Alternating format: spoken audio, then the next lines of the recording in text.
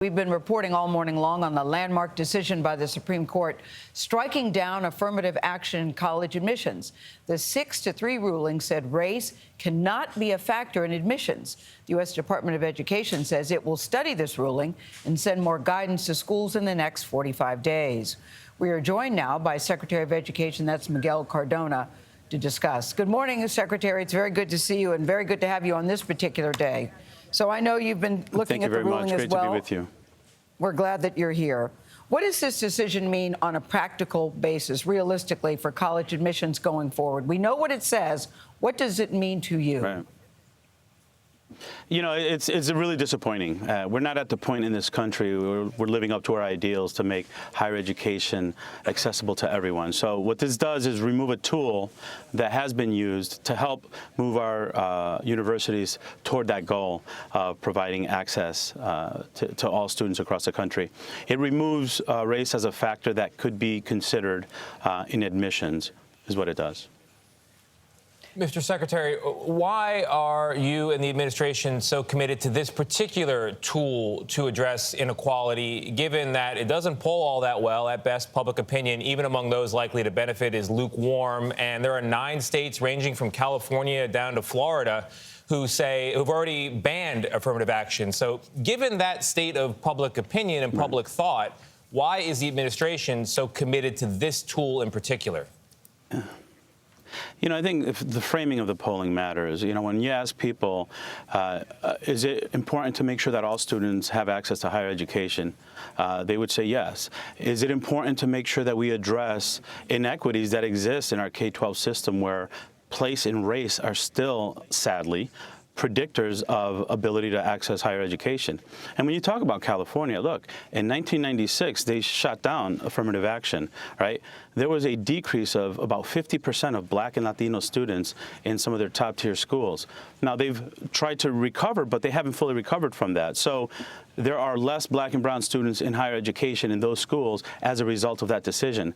In this country, with a growing number of Latinos in particular, we need to make sure that we're providing access to higher education for Black and brown students. To be honest about the fact that even with affirmative action, the numbers are stark and that there are gaps in higher education achievement. But, Mr. Secretary, the voters seem to be saying to you, to their leaders across the country, elected and otherwise, that they want this push for equality to start earlier. And that's kind of on you as the Secretary of Education. Can't you fix this problem before it gets to college admissions? Yeah, you know, that's a really good point. And let's not ignore the fact that look at where we are, even before the pandemic.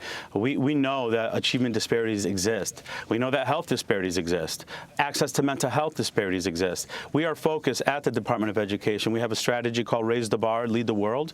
You can see it on ed.gov, where we are focusing on literacy and numeracy because it's abysmal, the fact that the students across the country are not at the level they need to be. So we are focusing on that. But that does not give us the ability to ignore the fact that we are not providing equal access in higher education, and that's a responsibility for all of us, and that diverse student bodies in higher education make the learning better for all students.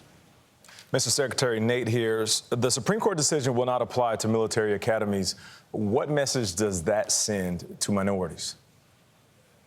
Yeah, exactly. I mean, it doesn't apply there, but it applies everywhere else. It's unfortunate. I think what we need to do is collectively reflect on the benefit of having a diverse student body, one that reflects the diversity in our country. That should be universal throughout our entire country. At the Department of Education, we're taking this very seriously. We're going to focus on, within 45 days, providing guidance to college presidents, saying what the Supreme Court decision says and what it doesn't say. The ruling was based on you can't make a decision based on race, but nothing was done about legacy students. You know, there are so many students who are getting into schools that some would argue are not qualified just because your family's name is on the building, your family has donated a lot of money. Some could call that also discrimination in reverse. What do you say about that? Absolutely. Absolutely. There are several other things that are not targeted by this decision. It was only race. It doesn't, you know, legacy, as you mentioned, wealth.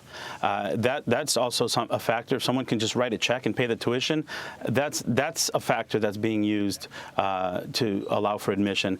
And again, it speaks to the challenge that we're going to have in this country when the Supreme Court is making a decision that takes away this tool from higher education institutions. Thank you very much, Secretary Cardona, for joining us. We really appreciate it.